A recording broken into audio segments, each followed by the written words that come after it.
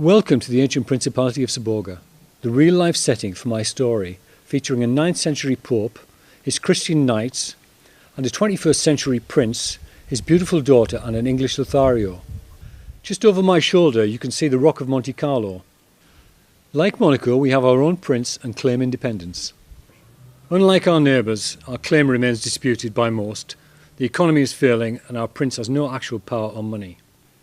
Our nation's status stems from a time when Pope Gregory gifted the land to the Knights Templar fighting the Holy Wars. During the unification of the independent states that formed modern Italy, Saborga was left out, creating a question mark over its status. Our fictional lovers are brought together by a passion for this extraordinary place and the unique food and wine that is produced here. Ben is a middle-aged academic on a forced sabbatical.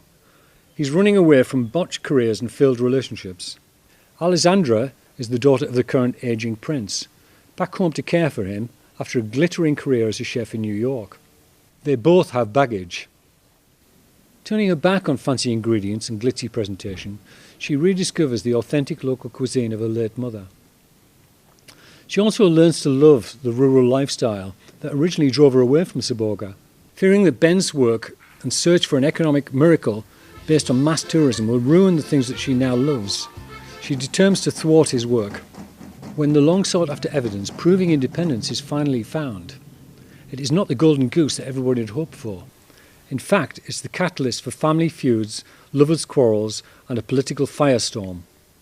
With the option of independence from Italy and a sub-exit from the EU now a real possibility, the place is invaded, first by the media, then by property speculators and politicians.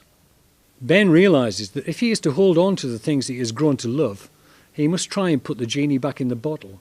If you subscribe to my book, it would help bring some much needed sustainable tourism to this beautiful place and help promote the unique produce of this area.